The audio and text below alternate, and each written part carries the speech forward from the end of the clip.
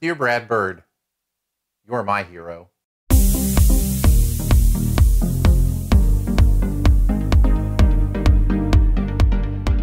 Incredibles 2 brings us back to the Parr family, a family of supers who have been forced into hiding because, well, it's against the law to be a superhero. The first film was made 14 years ago.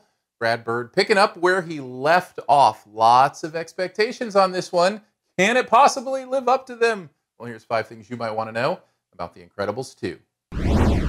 If you were hoping for this obvious Pixar fan to lower your expectations going into Incredible 2, well, major apologies. That's not where this is headed. I loved this movie so much. I'm so glad to be back here. Can we just start there? I love hanging out with his family. I love the Parrs. I love Bob and Helen and Violet and Dash and baby Jack and all the people around them. It's just such a fun world to exist in. And I think a lot of that has to do with the incredible casting that was done here. Pixar cast this movie so well to begin with, right down the line from Craig T. Nelson to Holly Hunter to the kids. Beyond that, I just love what they do, the relationships it builds, the chemistry you feel in this family, how you feel they're an actual family. All of this brings me to a place of joy. So I was just so happy to be in this universe. You can bring me an Incredibles movie every year, every month, every day. I will eat it up. I love being back in this universe.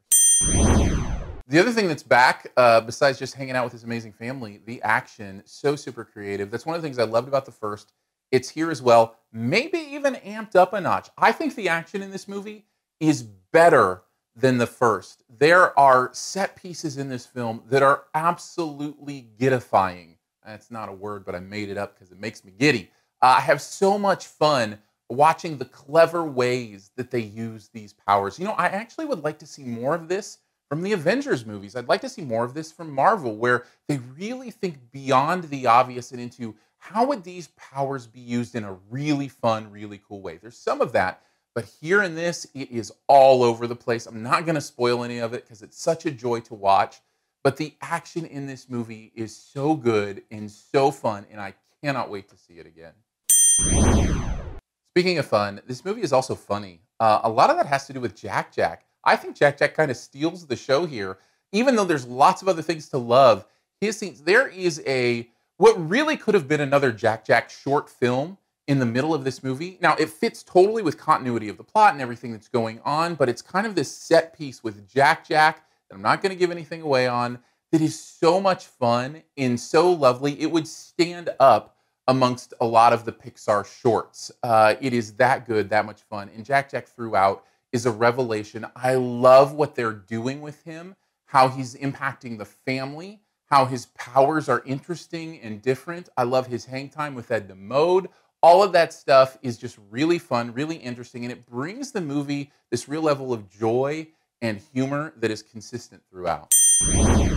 So obviously the entertainment value on this thing is through the roof. What a fun thing to watch, but there's even more than that. Pixar is so good at putting something underneath, giving it a meaning, giving it a message, and that's no different here. And I think a lot of that has to do with the authenticity of this family. You really feel like this is real life. I can relate to Bob Parr. No, I'm not a superhero, but I can relate to what he's going through with the idea of roles changing and different things you have to do in the home and seasons change. And it's just a really interesting thing to connect to a cartoon superhero. Even before this movie came out, my kids would joke at me when I have to leave town for a business trip or a conference or something like that, that I'm going off to save the world. And we kind of see ourselves in the Incredibles family in a little bit in that way. So it means something to me. And all those messages, all those relationships ring so true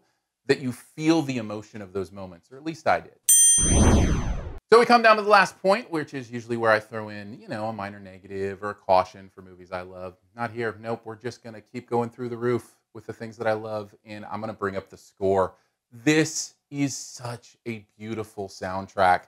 I'd forgotten what it sounds like on those incredible speakers and the way when it's integrated into these action scenes in this movie in general, how beautiful it is. Michael Giacchino has absolutely hit it out of the park with this music. And there's some little variants on it this time that I really appreciated.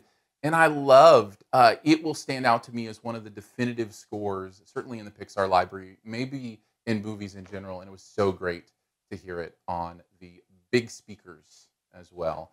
Overall, I love this movie. We know where this is headed. I'm a huge Pixar fan, huge Incredibles fan, and I'm so glad that they came back to it and still hit it out of the park. I loved every single thing about this movie. Of course, it's not perfect, but those minor negatives are so minor that I have no choice but to give it a very rare A+.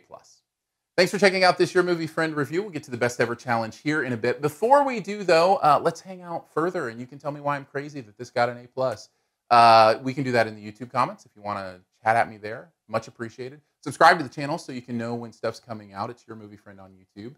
You can also hit me up on Twitter. That's probably an easier way to have a conversation. I'm Aaron Dicer. That's my name. If you search for it on Twitter, you'll find me at Aaron Dicer, AARONDICER. Or we can hang out at the podcast. Listen to SiftPop, SiftPop. We're going to have a fun time talking about Incredibles and more this weekend. So wherever you do your podcast, just search for SiftPop, SiftPop. You should find us there. And thank you to those who support this YouTube channel. I could not do it without you. If you go to patreon.com/yourmoviefriend, you can come on board. Thanks to so many who have. It starts at $3 a month. There's some pretty fun perks there that you can check out. Again, that's patreon.com/yourmoviefriend. Honestly, from me to you, if you support, thank you so much. I appreciate it. All right, on to the best ever challenge, where you name the best movie ever in a particular category. Also try to identify my choice. Let's go with best ever Holly Hunter movies. Now, for me, and you don't have to do this, you can pick The Incredibles if you want. I'm going with best ever non-Incredibles Holly Hunter movies, because obviously those two are at the top for me. So I'm going to have to go with the one that I don't just like sometimes. Take a guess at mine in the comments. I'm just going to leave it there. That's one of the most abstract clues I may have given in a long time. See if you can get it. Take a guess at mine in the comments. First person to get it right does get a point. I'd love to see your choice there as well. And as always, here's a few extra seconds to hit subscribe. Just click my face.